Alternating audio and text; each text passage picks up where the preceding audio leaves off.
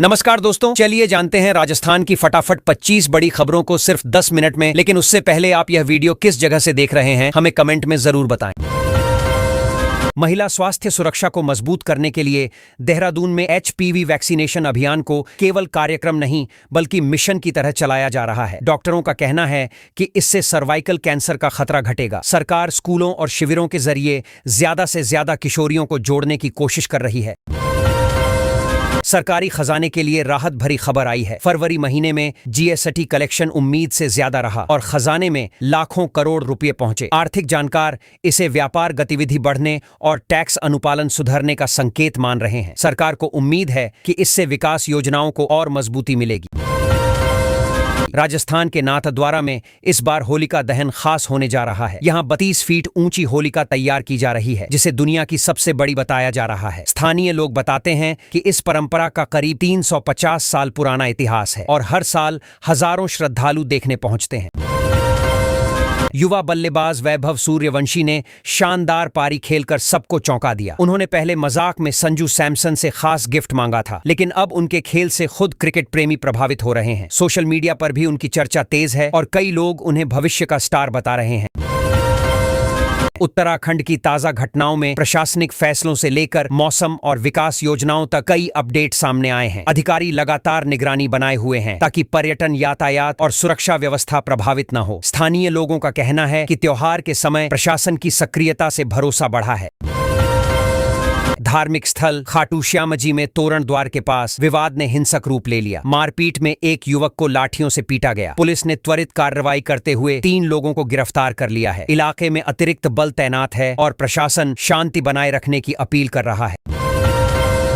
औद्योगिक शहर भिवाड़ी में गौ तस्करी के आरोप को लेकर तनाव फैल गया। पत्थरबाजी में एक व्यक्ति की मौत हो गई। पुलिस ने स्थिति नियंत्रित करने के लिए गश्त बढ़ा दी है। अधिकारियों का कहना है कि अफवाहों पर ध्यान न दें और कानून हाथ में लेने वालों पर सख्त कार्रवाई होगी। राजस्थान की शाम की बड़ी खबरों में कानून व्यवस्था, विकास कार्यों और राजनीतिक गतिविधियों से जुड़े कई अपडेट सामने आए। प्रशासन का कहना है कि त्योहारों के मौसम में सुरक्षा और ट्रैफिक व्यवस्था को लेकर विशेष निगरानी रखी जा रही है ताकि लोगों को किसी तरह की परेशानी न हो। राजस्थान के एक गांव में तालाब किनारे 3 मासूम बच्चों के शव मिलने से सनसनी फैल गई। मां लापता बताई जा रही है और पुलिस हर पहलू से जांच कर रही है। ग्रामीणों में दहशत है और प्रशासन ने इलाके में पुलिस बल बढ़ाकर लोगों से अफवाहों से दूर रहने को कहा है। प्रतापगढ़ की एक कॉलोनी में मगरमच्छ दिखने से लोग डर गए। वन विभाग की टीम मौके पर पहुंची और उसे पकड़ने की कोशिश शुरू की। अधिकारियों ने लोगों से जलाशयों के पास सावधानी बरतने को कहा है और बच्चों को अकेले बाहर न जाने की सलाह दी है। सांवलिया सेठ जाने वाले श्रद्धालुओं के लिए राहत की खबर है। मंदिर तक पहुंचने वाली 4 लेन सड़क का भूमि पूजन हो गया है। स्थानीय व्यापारियों को उम्मीद है कि सड़क बनने से यातायात आसान होगा और धार्मिक पर्यटन बढ़ेगा, जिससे इलाके की अर्थव्यवस्था को फायदा मिलेगा। राजस्थान पुलिस ने अपराधियों के खिलाफ बड़े अभियान में 214 बदमाशों को गिरफ्तार किया है। अधिकारियों का कहना है कि यह कार्रवाई प्रदेश में अपराध नियंत्रण की दिशा में बड़ा कदम है। आम लोगों ने भी राहत जताई है और उम्मीद की है कि ऐसी मुहिम आगे भी जारी रहेगी।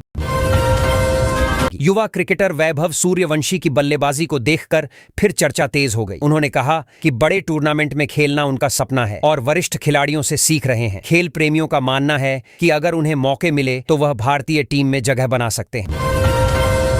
जयपुर में मुख्यमंत्री भजनलाल शर्मा ने दौरे से लौटते समय सड़क किनारे कुल्हड़ चाय पी। स्थानीय लोगों से बातचीत भी की। समर्थकों ने इसे जमीन से जुड़े नेता की छवि बताया, जबकि विपक्ष ने इसे महज प्रतीकात्मक राजनीति करार दिया। राजस्थान के चर्चित टिल्लू हत्याकांड में नया मोड़ आया है। जांच के दौरान हाईवे पर खुदाई के चलते 3 लेन बंद करनी पड़ी। पुलिस को उम्मीद है कि साक्ष्य मिलने से केस सुलझेगा। यात्रियों को वैकल्पिक मार्ग अपनाने की सलाह दी गई है ताकि जाम की समस्या कम हो। करौली में घरेलू विवाद ने हिंसक रूप ले लिया। पत्नी ने पति पर हमला कर दिया, जिससे वह घायल हो गया। पड़ोसियों ने बीच बचाव कर पुलिस को सूचना दी। अधिकारियों का कहना है कि पारिवारिक मामलों में भी हिंसा बर्दाश्त नहीं की जाएगी। बांदीकुई में 6 साल पुराने प्रिंस हत्याकांड की फाइल फिर खोली गई है। जांच के चलते एक्सप्रेसवे की 3 लेन बंद करनी पड़ी। पुलिस का कहना है कि नई जानकारी मिली है, जिससे केस सुलझने की उम्मीद जगी है। परिवार ने भी न्याय की आस दोहराई है। सोनीपत में अंतर्राज्यीय साइबर ठग गिरोह पकड़ा गया। 6 आरोपियों को गिरफ्तार कर कई बैंक खातों और मोबाइल उपकरणों की जांच की जा रही है। पुलिस ने लोगों से अजनबी कॉल और लिंक से सावधान रहने की अपील की है। पुष्कर घूमने आए इजरायली पर्यटक युद्ध की खबरों से चिंतित दिखे। उन्होंने कहा कि परिवार से लगातार संपर्क बनाए हुए हैं। स्थानीय प्रशासन ने भरोसा दिलाया कि पर्यटकों की सुरक्षा पूरी तरह सुनिश्चित है और यात्रा कार्यक्रम सामान्य रूप से जारी रहेगा। राजस्थान के एक गांव में दादी पर अपनी पोती की हत्या का आरोप लगा है। बच्ची का शव नाले से बरामद हुआ। पुलिस वीडियो और पारिवारिक विवाद की दिशा में जांच कर रही है। घटना से गांव में शोक है और लोग जल्द सच्चाई सामने आने की उम्मीद कर रहे हैं। मध्य पूर्व तनाव का असर राजस्थान पर भी पड़ा है। कई छात्र और यात्री फ्लाइट रद्द होने से फंसे बताए जा रहे हैं। परिजन चिंतित हैं और सरकार से सुरक्षित वापसी की मांग कर रहे हैं। अधिकारियों ने कहा कि दूतावास से संपर्क कर हालात पर नजर रखी जा रही है। नागौर जिले के एक गांव में होली पर पंचायत का अनोखा रिवाज निभाया जाता है। पूरा गांव इकट्ठा होकर सामूहिक फैसले लेता है। बुजुर्ग कहते हैं कि इससे सामाजिक एकता बनी रहती है और विवाद कम होते हैं। युवा भी इस परंपरा को गर्व से आगे बढ़ा रहे हैं। राजस्थान में गर्मी ने अभी से दस्तक दे दी है। बाड़मेर में न्यूनतम तापमान 23 डिग्री दर्ज हुआ। मौसम विभाग का कहना है कि आने वाले दिनों में तापमान और बढ़ सकता है। किसानों को फसल सिंचाई पर ध्यान देने और लोगों को दोपहर की धूप से बचने की सलाह दी गई है। जयपुर में पुलिस ने विशेष एरिया डोमिनेशन अभियान चलाया। संवेदनशील इलाकों में फ्लैग मार्च और चेकिंग की गई। अधिकारियों का कहना है कि त्योहारों के दौरान सुरक्षा मजबूत रखना जरूरी है। स्थानीय लोगों ने भी इसे भरोसा बढ़ाने वाला कदम बताया। एक महिला की कहानी सामने आई जिसने 1992 में एक बच्ची का बाल विवाह रुकवाया था। समाज और परिवार ने साथ नहीं दिया, फिर भी वह डटी रही। आज लोग उन्हें प्रेरणा मानते हैं। सामाजिक कार्यकर्ताओं का कहना है कि ऐसे साहस से ही बदलाव संभव होता है। राज्य सरकार ने मेधावी बच्चों के लिए लैपटॉप ई वाउचर योजना शुरू कर दी है। अब 10वीं 12वीं में अच्छा प्रदर्शन करने वाले विद्यार्थियों को सीधे डिजिटल वाउचर मिलेगा, जिससे वे अपनी पसंद का लैपटॉप खरीद सकेंगे। अधिकारियों का कहना है इससे पढ़ाई आधुनिक होगी और गांवों के बच्चों को भी तकनीक से जुड़ने का बराबर मौका मिलेगा। सरकार ने पंच गौरव योजना के तहत चुने गए 100 गांवों के लिए फंड जारी कर दिया है। लक्ष्य है कि इन गांवों में बेहतर सड़क, पानी, डिजिटल सुविधा और रोजगार अवसर मिलें। अधिकारी समझा रहे हैं कि यह मॉडल सफल रहा तो आगे और गांवों को भी स्मार्ट विलेज में बदला जाएगा। राज्य सरकार किसानों के खातों में अगली सम्मान राशि भेजने की तैयारी कर रही है। फाइल मंजूर हो चुकी है और जल्द डीबीटी के जरिए पैसा आएगा। गांवों में लोग उम्मीद कर रहे हैं कि इससे बीज, खाद और घरेलू खर्च संभल जाएंगे। खासकर त्योहार के समय यह मदद राहत देगी। दुग्ध उत्पादकों के लिए संबल योजना के तहत प्रति लीटर अतिरिक्त बोनस देने का बजट आवंटित कर दिया गया है। सरकार मानती है कि इससे पशुपालकों की आमदनी बढ़ेगी और दूध उत्पादन भी बढ़ेगा। ग्रामीण इलाकों में इसे खेती के साथ अतिरिक्त मजबूत आय का साधन माना जा रहा है। राज्य ने प्राकृतिक खेती बढ़ाने के लिए नीति आयोग यानी NET आयोग के साथ मिलकर बड़ा लक्ष्य तय किया है। करीब 1 लाख हेक्टेयर में रसायन मुक्त खेती बढ़ाने की योजना है। अधिकारी बताते हैं इससे लागत घटेगी, मिट्टी सुधरेगी और किसानों को बेहतर बाजार मूल्य मिलने की उम्मीद है। होलिका दहन आज रात पूरे राजस्थान में शुभ मुहूर्त पर किया जा रहा है। ज्योतिषियों ने भद्रा पुच्छ का समय श्रेष्ठ बताया है। गांव शहरों में लकड़ी के ढेर सज चुके हैं और बच्चे बूढ़े सब तैयारी में लगे हैं। लोग इसे बुराई पर अच्छाई की जीत और नए मौसम के स्वागत का प्रतीक मानते हैं।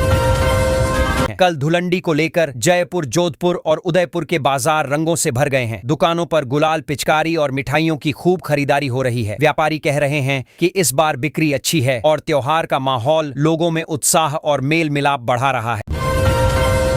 विश्व प्रसिद्ध पुष्कर होली उत्सव के लिए हजारों पर्यटक अजमेर पहुंच चुके हैं। प्रशासन ने सुरक्षा और साफ सफाई के खास इंतजाम किए हैं। होटल भरे हुए हैं और स्थानीय लोग कह रहे हैं कि हर साल यह त्योहार पर्यटन और कारोबार दोनों के लिए नई ऊर्जा लेकर आता है। 3 मार्च के चंद्र ग्रहण के कारण कई जगह लोग सूतक से पहले ही उत्सव मना रहे हैं। पंडित समझा रहे हैं कि परंपरा और गृह स्थिति दोनों को ध्यान में रखकर समय तय किया गया है। परिवारों में पूजा, भजन और होलिका दहन को लेकर अलग अलग मान्यताएं भी दिखाई दे रही हैं।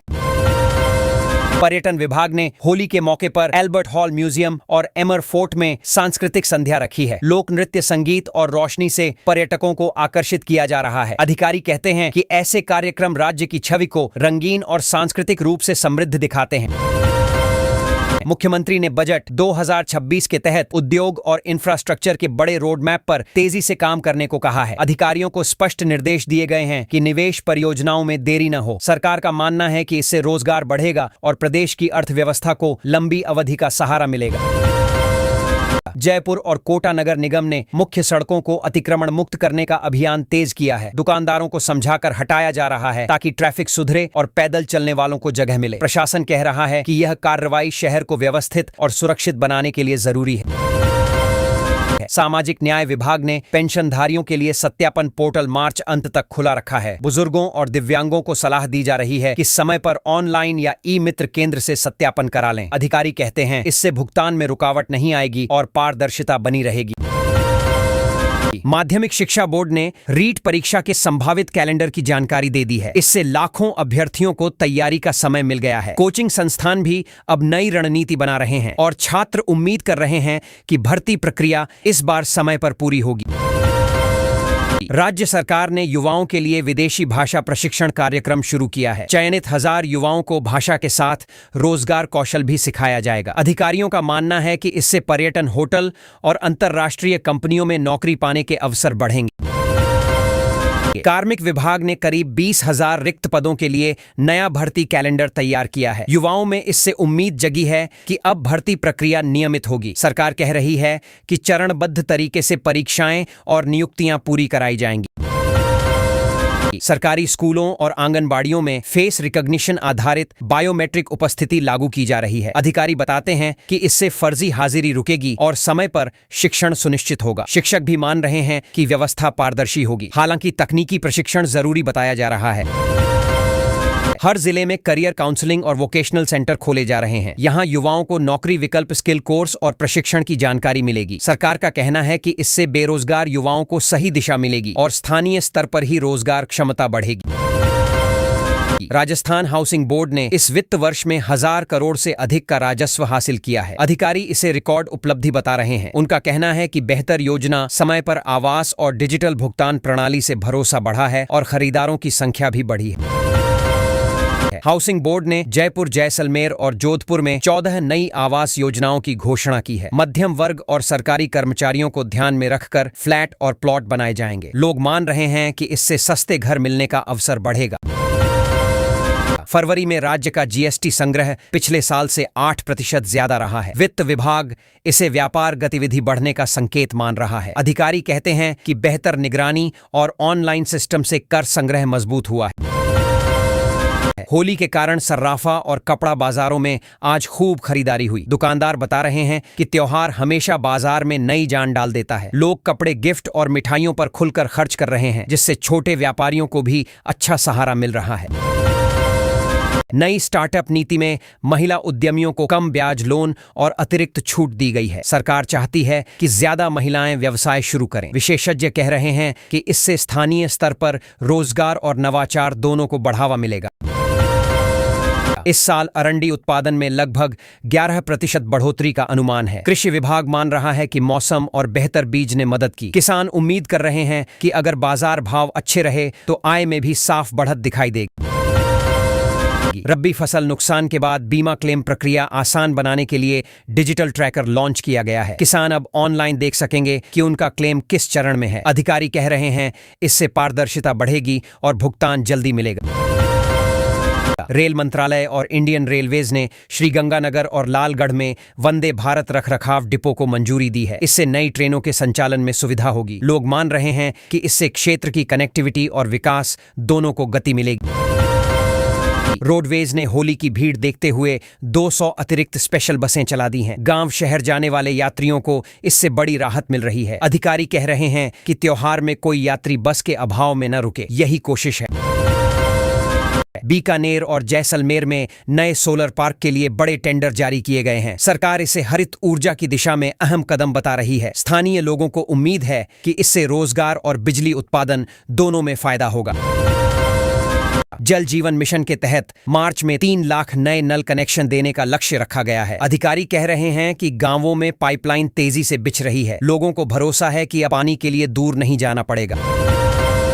ग्रामीण क्षेत्रों में 1400 किलोमीटर सड़कों की मरम्मत और मिसिंग लिंक जोड़ने का काम शुरू हो गया है। प्रशासन कह रहा है कि इससे गांवों का संपर्क बाजार और शहरों से बेहतर होगा। किसान भी मानते हैं कि अच्छी सड़क से फसल बेचने में आसानी होती है।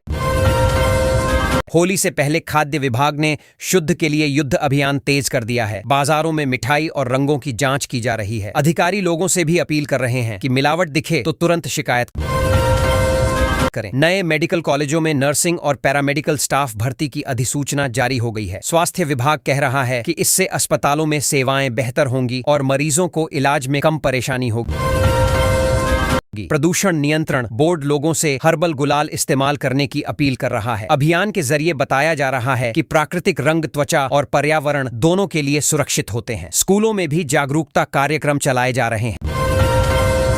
जयपुर अजमेर एक्सप्रेसवे पर 25 नए ईवी चार्जिंग पॉइंट लग चुके हैं। अधिकारी मानते हैं कि इससे इलेक्ट्रिक गाड़ियों का इस्तेमाल बढ़ेगा। यात्रियों को लंबी दूरी में चार्जिंग चिंता कम होगी और हरित परिवहन को बढ़ावा मिलेगा। पुलिस की साइबर विंग ने होली के दौरान अफवाह और भड़काऊ संदेश रोकने के लिए विशेष कंट्रोल रूम बनाया है। सोशल मीडिया पर नजर रखी जा रही है। प्रशासन कह रहा है कि त्योहार शांतिपूर्ण और सुरक्षित माहौल में मनाया जाए, यही प्राथमिकता है।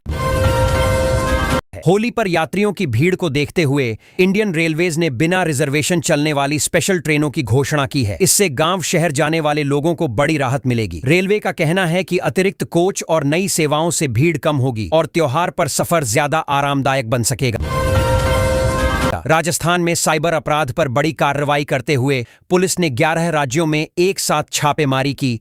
इस ऑपरेशन में 27 ठग पकड़े गए जो मिलकर करोड़ों की ऑनलाइन ठगी कर रहे थे। अधिकारियों के मुताबिक यह नेटवर्क फर्जी कॉल लिंक और ऐप के जरिए लोगों को निशाना बना रहा था।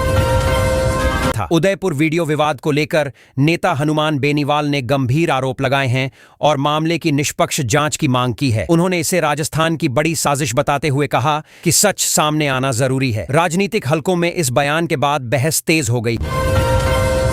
राजस्थान में गर्मी ने समय से पहले दस्तक दे दी है। बाड़मेर में तापमान 35 डिग्री पार पहुंच गया है और मौसम 35 डिग्री पार पहुंच गया है। और मौसम विभाग इंडिया मेट्रोलॉजिकल डिपार्टमेंट ने बताया कि जल्द नया पश्चिमी विक्षोभ सक्रिय होगा। इससे कुछ इलाकों में हल्की बारिश संभव है, मगर गर्मी का असर बना रहेगा।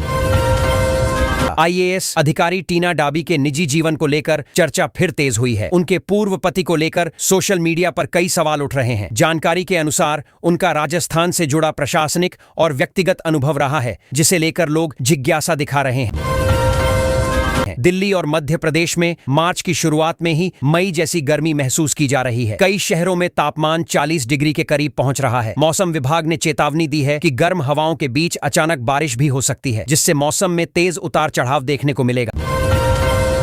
भरतपुर के पास भुसावर कस्बा अचार उत्पादन के कारण नई पहचान बना रहा है। यहाँ के छोटे उद्योग अब बड़े बाजारों तक पहुँच रहे हैं। स्थानीय लोगों का कहना है कि घरेलू व्यवसाय से रोजगार बढ़ा है और इलाके का नाम भी देश भर में फैलने लगा है। भरतपुर में मंदिर की जमीन पर बोर्ड लगाने को लेकर 2 गांवों के बीच विवाद खड़ा हो गया। दान में मिली जमीन